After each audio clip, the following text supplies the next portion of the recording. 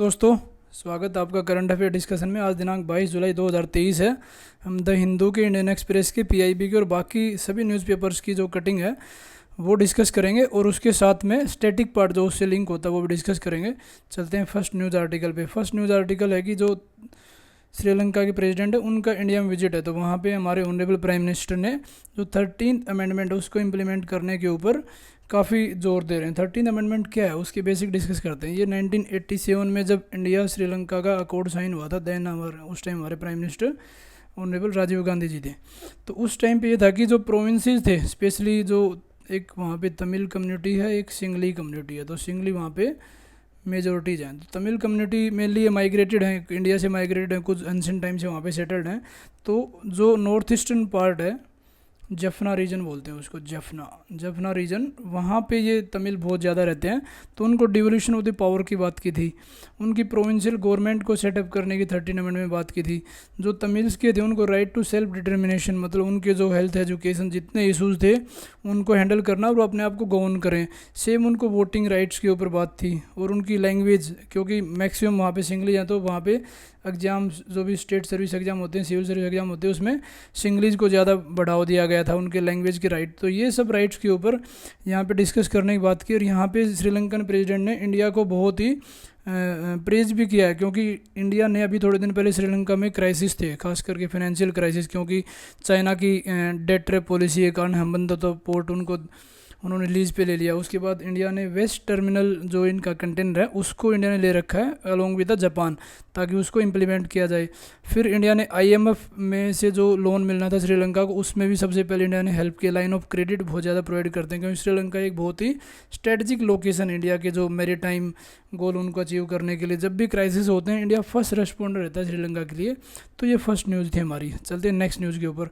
Next news related to Varanasi court ने order दिया archaeological survey of India को कि जो ज्ञानवापी मॉस्क्यू है, यहाँ पे ज्ञानवापी मॉस्क्यू के ऊपर काफ़ी डिस्प्यूट चल रहा है in the Hindu Muslim community. और कोर्ट ने आदेश दिया एएसआई को कि वहाँ पे सर्वे किया जाए कि उसके पास में एक विश्वनाथ टेम्पल है, कि इन दोनों में से क्या डिस्प्यूट है दोनों को, इसका पूरा सर्वे किया जाए कि वहाँ पे टेम्पल एग्जिस्ट कर रहा था नहीं कर रहा था। एक जगह है वजह खाना एक अंदर में एक छोटा सा पूल है, वहाँ पे हिंदू जो लिटिगेंट उन्होंने क्लेम किया कि वहाँ पे शिवलिंग जो कि प्रतीक है कि भाई हिंदू धर्म का भी यहाँ पे कोई स्ट्रक्चर था, तो उसी से रिलेटेड ये डिस्कस किया गया। तो हमारे लिए एएसआई इंपॉर्टेंट होता है, आर्कियोलॉजिकल सर्वे ऑफ इंडिया है क्या, ये कौन सी मिनिस्ट्री के अंडर में आता है, मिनिस्ट्री ऑफ कल्चर में। और इसका रोल क्या है, जो भी आर्कियोलॉजिकल रिसर्च करने हैं, हमारे कल्चर हेरिटेज जो कि नेशनल इंपॉर्टेंस वाले हैं, फॉर एग्जांपल ताजमहल है या बाकी जितने भी रेड फोर्ट है या जंतर मंतर है, जितने भी कल्चर हेरिटेज है नेशनल इंपॉर्टेंस के, अजंता एलोरा है, इनको प्रोटेक्ट करना। और ये नियर बाई 3600 जितने एंशिएंट मोन्यूमेंट हैं, आर्कियोलॉजिकल साइट्स हैं, उनको एडमिनिस्टर करता है। और अभी नए रूल के हिसाब से है कि 100 मीटर तक कोई भी नया स्ट्रक्चर इसमें नहीं बनाया जाएगा। 200 मीटर में अगर बनाओगे तो फिर परमिशन लेनी पड़ेगी एएसआई की। तो जितने भी पुरानी एंटीक्वेरियन रिमेन्स है, एक्सप्लोरेशन है, एक्सक्वेशन है, जैसे अभी थोड़े दिन पहले आपने सुना होगा राखी गढ़ी जो कि हरियाणा में है, अपनी इंदस वैली साइट, वहाँ पे भी बहुत ज़्यादा इन्होंने एक्सक्वेशन किए और पुराने जो हिस्टोरिकल लिंकेजेज हैं उनको उजागर किया जाता है, ताकि हमारी हिस्ट्री और इनरिच हो जाए। इसके बैकग्राउंड में क्या, 1861 में इसको फाउंड किया गया था, किसके द्वारा, अलेक्जेंडर कनिंगम के द्वारा, और उन्हीं को बोला जाता है फादर ऑफ इंडियन आर्कियोलॉजी। ये कई बार सीधा क्वेश्चन आता है आपके प्री में कि एएसआई के बारे में 3 स्टेटमेंट आ जाएंगे। तो आई होप ये आपको टॉपिक क्लियर हो गया। चलते हैं नेक्स्ट न्यूज़ पे। नेक्स्ट न्यूज़ ऑल्दो हमने ये आज के एडिटोरियल डिस्कशन में काफ़ी डिटेल से डिस्कस किया कि स्ट्रेटजिक ऑटोनॉमी इंडिया और फ्रांस से रिलेटेड है। स्ट्रेटजिक ऑटोनॉमी होती क्या है? स्ट्रेटजिक ऑटोनॉमी होती है कि कंट्री अपने नेशनल इंटरेस्ट को परस्यू करते हैं according to their own foreign policy, rather than किसी और कंट्री के कोई इम्पोज हो उसको नहीं मानते, अपने खुद के इंटरेस्ट को इंश्योर करते हैं। और कभी भी जो पॉलिटिकल कॉन्फ्लिक्ट होते हैं उनको कभी अंदर में नहीं लाते, उनको हमेशा आउटसाइड रखते हैं। तो यहाँ इंडिया और फ्रांस के रिलेशन को थोड़ा डीपली डिस्कस करते हैं। हिस्टोरिकली बात की जाए तो इंडिया और फ्रांस के ट्रेड के, कल्चर के एक्सचेंजेस काफ़ी सालों से हैं, लेकिन हमने डिप्लोमेटिक रिलेशन जब भारत आज़ाद हुआ था 1947 उसके बाद में इस्टेब्लिश किए हैं। दोनों कंट्री में स्ट्रेटजिक डायलॉग हैं। फर्स्ट कंट्री बन गया था स्ट्रेटजिक डायलॉग इस्टेब्लिश करने में, जबकि 1998 में जब हमने न्यूक्लियर टेस्ट किया था उस टाइम पे काफ़ी वेस्टर्न कंट्रीज़ ने हमारे ऊपर काफ़ी सैंक्शन लगाए थे, बट फ्रांस ने मना किया था। डिफेंस में कोऑपरेशन, ये डायरेक्ट क्वेश्चन आ सकता है कि स्कॉर्पियन सबमरीन किसके साथ में, ये 6 स्कॉर्पियन सबमरीन बना रहे हैं हम P-75 इंडिजिनस के अंडर में, जो मझगांव डॉक लिमिटेड है बॉम्बे में, वहाँ पे बनाई जाएंगी। और ये स्टेल्थ वाली सबमरीन होंगी, कुछ एडवांस फीचर्स होंगे, लंबे टाइम तक पानी के अंदर रह सकती हैं। एयर इंडिपेंडेंस प्रोपल्सन सिस्टम इनमें लगाया जाता है। रफाल जेट जो कि काफ़ी न्यूज़ में रहता है, वो भी हम फ्रांस से ले रहे हैं। मिलिट्री एक्सरसाइज की जाती हैं, जैसे वरुणा नेवल एक्सरसाइज है, गरुड़ा इंडियन एयरफोर्स के साथ होती है और शक्ति आर्मी के साथ। कई बार मैच द फॉलोइंग आपके आ सकता है क्वेश्चन। ज्वाइंट मैन्युफैक्चरिंग, थोड़े दिन पहले डिफेंस एक्सपो हुआ था, उसमें C-295 जो ट्रांसपोर्ट एयरक्राफ्ट है वो उसकी मैन्युफैक्चरिंग इंडिया में होगी, वडोदरा में। इकोनॉमिक कोऑपरेशन की बात कर सकते हैं, फ्रांस हमारा 11th लार्जेस्ट फॉरेन इन्वेस्टर है और ट्रेड नियर बाई $12 बिलियन है, 2021-22 का डेटा है। उसके बाद में सिविल न्यूक्लियर कोऑपरेशन की बात कर सकते हैं कि जैतपुर जो महाराष्ट्र में हमारा न्यूक्लियर पावर रिएक्टर है उसमें फ्रांस हमारे साथ कोऑपरेट कर रहा है और न्यूक्लियर टेक्नोलॉजी में जॉइंट रिसर्च भी कर रहा है। इंटरनेशनल फोरम पे भी फ्रांस काफ़ी सपोर्ट करता है, UN सिक्योरिटी काउंसिल, जिसकी परमानेंट मेंबरशिप के लिए सारे क्रेडेंशियल इंडिया के हैं, क्योंकि हमारा डेमोक्रेटिक कंट्री है, पॉपुलेशन बहुत ज़्यादा है। उसके बाद हम सॉफ्ट पावर है वो वसुधैव कुटुंबकम को हम प्रीच करते हैं। फिर हमारी हार्ड पावर मिलिट्री इंडिया की कितनी स्ट्रॉन्ग है। जितने भी इकोनॉमिकली देखो 3rd in the purchasing power parity है, तो यहाँ पे UNSC की सपोर्ट में फ्रांस जो कि परमानेंट मेंबर है वो हेल्प कर रहा है इंडिया की। NSG न्यूक्लियर सप्लाई ग्रुप, जिसमें इंडिया पार्ट नहीं, ऑल्दो इंडिया को वेवर मिला हुआ है, पार्टिकुलरली जो इंटरनेशनल एटॉमिक एनर्जी एजेंसी है उसके जो यहाँ पे चेक करने आते हैं इंडिया में अपने भी जितने न्यूक्लियर पावर प्लांट को, वहाँ पे वेवर मिला था जब इंडो यूएस न्यूक्लियर डील 2005 में साइन हुई उसके बाद में।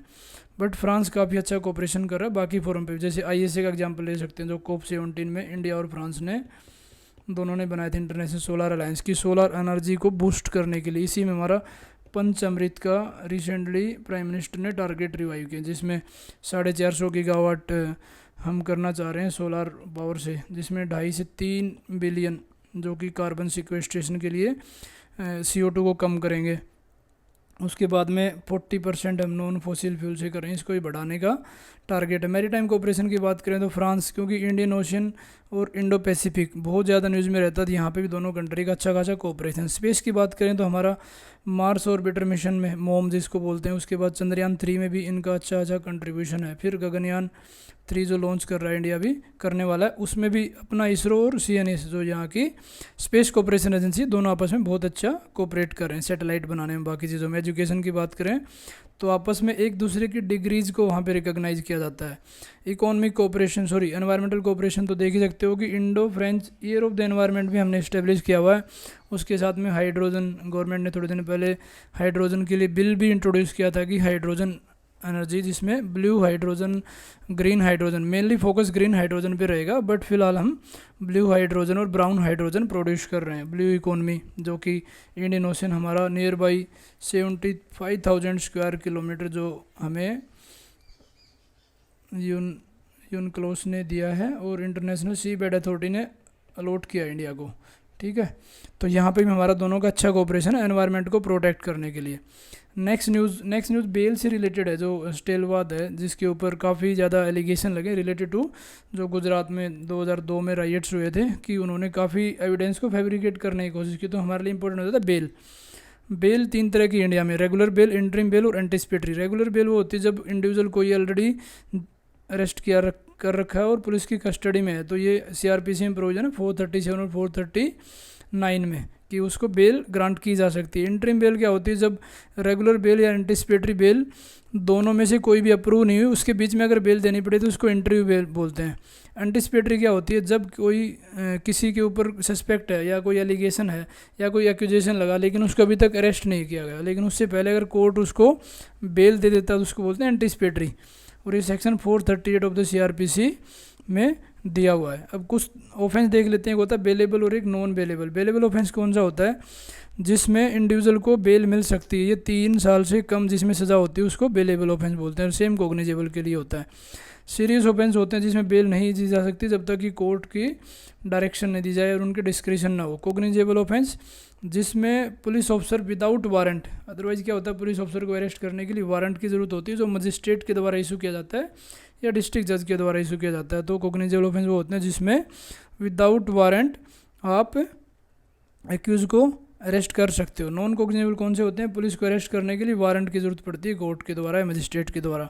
एक होता है कंपाउंडेबल और नॉन कंपाउंडेबल। कंपाउंडेबल क्या होता है? फॉर एग्जांपल एक नॉर्मल किसी का आपस में झगड़ा हुआ, उसको कोर्ट के बाहर ही सुलझा लिया गया और कोर्ट के अंदर आने की जरूरत नहीं है।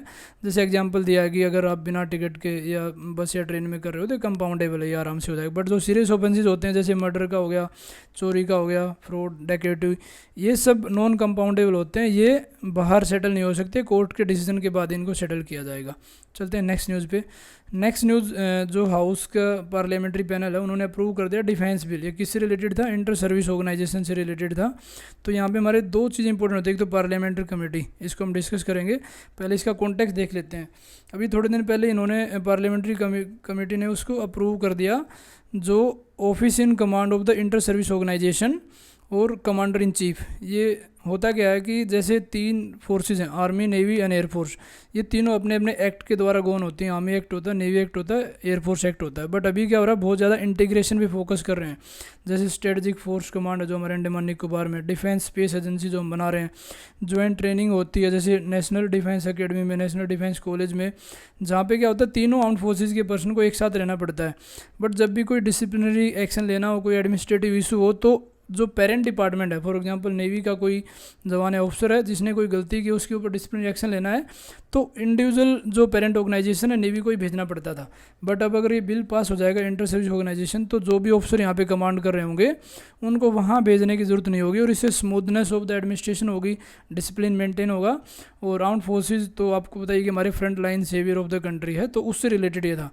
यहाँ पे डिस्कस करते हैं पार्लियामेंट्री कमेटी के बारे में। पार्लियामेंट्री कमेटी क्या होती है? पार्लियामेंट्री कमेटी ये पैनल होता है जो हमारे मेंबर ऑफ पार्लियामेंट का है, इनको अपॉइंट करता है स्पीकर और चेयरमैन।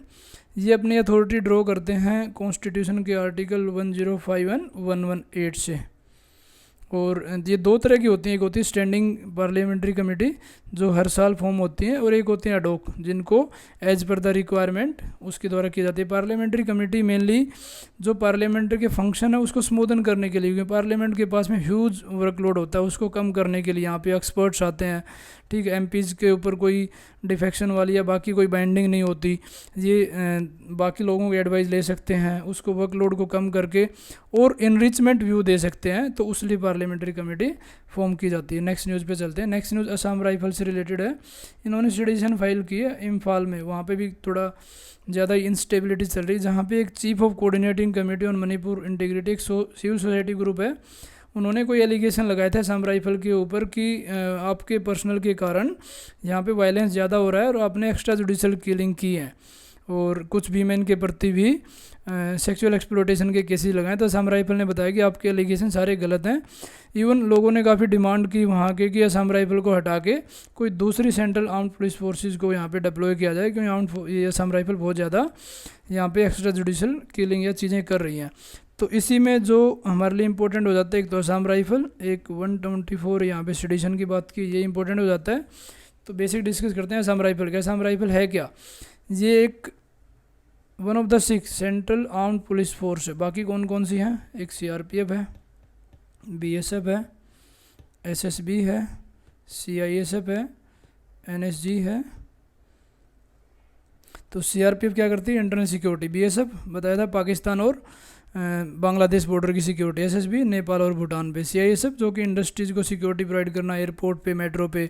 एनएसजी काउंटर टेररिज्म और काउंटर हाईजैक वाली एजेंसी है। तो ये other central armed police forces है। और असम राइफल सबसे ओल्डेस्ट पैरामिलिट्री फोर्सेज, ऑल्दो ये नोमेनक्लेचर पैरामिलिट्री फोर्स से चेंज करके सेंट्रल आर्म्ड पुलिस फोर्सेज कर दिया गया। ये 1835 में इसको इस्टेब्लिश किया था, उस टाइम सिर्फ 750 आदमी थे। इनिशियल में इसका नाम था काचर लेवी और sentinel of the hill people. ये डायरेक्ट क्वेश्चन आ सकता है कि Cachar levy and sentinel of the hill people कौन सी फोर्स से रिलेटेड है? तो ये असम राइफल से रिलेटेड है।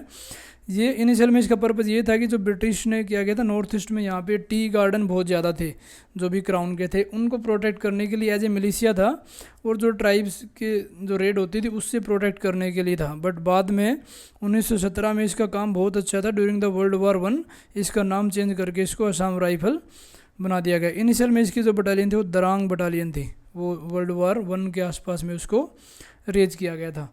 नेक्स्ट यहाँ पे इंपॉर्टेंट था हमारे लिए कि सेडिशन। सेडिशन क्या है? सेडिशन को डिफाइन किया जाता है 124A जो इंडियन पिनल कोड है, जो 1860 में आया था। उसमें क्या होता है, कोई भी आदमी या तो बाई वर्ड या स्पोकन या रिटन साइन अगर गवर्नमेंट के प्रति कोई हेटेड स्पीच देता है या कोई डिसअफेक्शन करता है जो गवर्नमेंट इस्टेब्लिश कर रखी है बाई लॉ से, तो उसको पनिश किया जा सकता है। और ये कौन सा नॉन बेलेबल है? नॉन बेलेबल हमने डिस्कस किया था ना, कौन सा है, जिसमें बेल नहीं मिलेगी आपको, और इसमें 3 साल की सज़ा आपको हो सकती है और उससे ज़्यादा भी इम्प्रिजनमेंट हो सकती है। इंडिविजुअल को बाहर किया जाता है, गवर्नमेंट सर्विसेज नहीं करेगा जिसके ऊपर सेडिशन एक्ट लगाए जाते हैं। और एक रीजनेबल रेस्ट्रिक्शन भी है हमारे फंडामेंटल राइट में 19 के सब पार्ट 2 में, कि अगर कोई इस टाइप का एक्ट करता है तो उसके ऊपर सेडिशन एक्ट लगाया जा सकता है। इसके और बैकग्राउंड की बात करते हैं। 1837 में थॉमस मकाउले, जिसने आईपीसी का उस टाइम पे ड्राफ्ट प्रपोज किया था, तब पहली बार सेडिशन का जिक्र किया था। लेकिन 1860 का जो आईपीसी हमने बनाया था उस टाइम पे एक्सप्लिसिटली मेंशन नहीं था।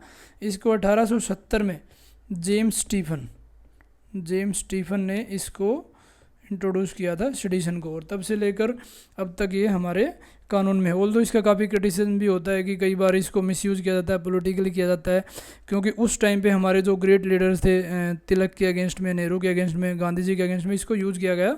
तो ये कलोनियल उस सिंबल को दर्शाता है, तो इसको हटाने की ज़रूरत है। बट इसके दूसरी साइड देखें तो नेशन की सोवरेनिटी, इंटीग्रिटी, सिक्योरिटी को इंश्योर करने के लिए कोई इस तरह का सिविल सोसाइटी ऑर्गेनाइजेशन है या कोई एनजीओ है जो हमारे कंट्री की सिक्योरिटी को खतरा कर सकता है, उस पर लगाया जा सकता है, या जिससे लॉ एंड ऑर्डर या पब्लिक ऑर्डर सिचुएशन वर्ष हो सकती है, उसके ऊपर सेडिशन लगाया जा सकता है। दोनों डिबेट आप इसमें डिस्कस कर सकते हो, आपके मेंस के लिए बहुत इंपॉर्टेंट है। चलते हैं नेक्स्ट न्यूज़ पे। नेक्स्ट न्यूज़ तो ये परमानेंट न्यूज़ है, ब्लैक सी के आसपास जो ब्लैक सी ग्रेन इनिशिएटिव है, जिसमें से ब्लैक सी से होते हुए यूक्रेन के जो फूड एंड फर्टिलाइज़र बाकी कंट्रीज़ को सप्लाई होने थे, उस डील से रसिया बाहर आ गया और रसिया ने ब्लॉकेड टाइप में लगा दिया ब्लैक सी में कि हम इनको आगे नहीं जाने देंगे। और उसी के साथ साथ में यहाँ पे पोलैंड और दूसरा कंट्री कौन से, बेलारस के बीच में बहुत ज़्यादा कॉन्फ्लिक्ट चल रहे हैं। ब्लैक सी की एक बॉर्डरिंग कंट्री कौन से बताए थे मैंने, एक्रोनिम बताया था ना, T burger, Turkey, Bulgaria, Ukraine, Russia, Romania और जॉर्जिया, ये इसके बॉर्डरिंग कंट्रीज हैं। डायरेक्ट क्वेश्चन आता है, 2-3 बार यूपीएससी ने पूछा ब्लैक सी कौन सी कंट्री। तो यही हमारा आर्टिकल था। इसमें ये थे कि नेवल ड्रिल वगैरह की जा रही है और यहाँ पे काफ़ी हॉस्टाइल सिचुएशन कंटिन्यूसली चल रही है और इसके कारण पूरे वर्ल्ड की इकोनॉमी इफेक्ट हो रही है। नेक्स्ट न्यूज़ है मणिपुर में, तो आपको बताइए कि कंटिन्यूसली वायलेंस हो रहा है और हमने एडिटोरियल डिस्कशन में इसको डिटेल से डिस्कस किया था। एक अदर व्यू पॉइंट, तो यहाँ पे अपोजिशन पार्टी ने रिक्वेस्ट किया कि प्रेसिडेंट को, वहाँ के चीफ मिनिस्टर को, गवर्नमेंट को हटा देना चाहिए और यहाँ पे प्रेसिडेंट रूल लगाएं ताकि सिचुएशन थोड़ी सी इंप्रूव हो सके। तो यहाँ हमारे लिए इंपॉर्टेंट हो जाते हैं तीनों तरह की इमरजेंसी। जैसे कॉन्स्टिट्यूशन में 3 तरह की इमरजेंसी, एक होती है नेशनल इमरजेंसी जो आर्टिकल 352 में दी गई है। कॉन्स्टिट्यूशन इमरजेंसी और प्रेसिडेंट रूल एक ही होती है, ये 356 में इसको एक्सप्लेन किया गया, और 360 में होती है हमारी फाइनेंशियल इमरजेंसी। क्या क्या ग्राउंड होने चाहिए नेशनल इमरजेंसी के लिए, war, external aggression and arm rebellion. Arm rebellion 44th amendment में इसको इंटरनल डिस्टर्बेंस था, पहले इसको इंटरनल डिस्टर्बेंसेस बोलते थे, उसको चेंज करके आर्म रिबेलियन कर दिया। इसके अप्रूवल के लिए क्या होगा, 1 महीने के अंदर में अप्रूव किया जाता है दोनों हाउसेज के द्वारा। अगर एक हाउस सेशन में नहीं तो दूसरा हाउस करेगा, और जैसे ही वो हाउस रीअसेंबल होता है उसको फिर से इसको अप्रूव करना होगा। और ये किसके द्वारा होगा, प्रेसिडेंट के द्वारा। लेकिन वापस अगर इसको रिवोकेशन करना हो तो प्रेसिडेंट खुद भी कर सकता है, और लोकसभा रेजोल्यूशन पास करती है 1/10 ऑफ द मेजोरिटी, और इसको रिवोक किया जा सकता है। ये 1/10 लोकसभा वाला भी 44th अमेंडमेंट में ही इंट्रोड्यूस किया गया था। और कितनी बार लगी आज तक, 1962 में जब हमारा इंडो चाइना वॉर चल रहा था, 1971 पाकिस्तान के वॉर, और ये कंटिन्यूसली, और ये वाला था इंटरनल डिस्टर्बेंस पे जो लगा था। बाद में इसको आर्म रिबेलियन वर्ड चेंज कर दिया गया था। जुडिशल रिव्यू तीनों में अलाउ है। जुडिशल रिव्यू होता क्या है, जो इम्प्लिसिटली होता है आर्टिकल 13, 32, 2 to 6, जो भी लेजिस्लेटिव, जो पार्लियामेंट की, लोकसभा, राज्यसभा, इनके द्वारा और एग्जीक्यूटिव के द्वारा कोई एक्शन लिया जाता है, तो उसको कॉन्स्टिट्यूशनल वैलिडिटी चेक करने के लिए हमारे जो कोर्ट्स हैं वो जुडिशल रिव्यू कर सकते हैं। नेक्स्ट बात करते हैं कॉन्स्टिट्यूशन इमरजेंसी और प्रेसिडेंट रूल, जो कि अभी न्यूज़ में है। जब भी स्टेट की कोई कॉन्स्टिट्यूशन मशीनरी काम नहीं कर रही हो, फेलियर होगी, तो उस टाइम पे प्रेसिडेंट रूल लगाया जा सकता है। जब गवर्नर रिकमेंड करता है प्रेसिडेंट को, या प्रेसिडेंट को खुद लगता है, तो दोनों कंडीशन में वहाँ पे प्रेसिडेंट रूल इम्पोज किया जा सकता है। इसके अप्रूवल के लिए यहाँ पे 2 महीने का टाइम, यहाँ पे कितना था, 1 month का, और ये प्रेसिडेंट के द्वारा किया जा सकता है। और प्रेसिडेंट रूल को रिवोक प्रेसिडेंट ही कर सकता है, इसमें लोकसभा का कोई रोल नहीं है। और अभी मोर देन 100 टाइम ये लग चुका है।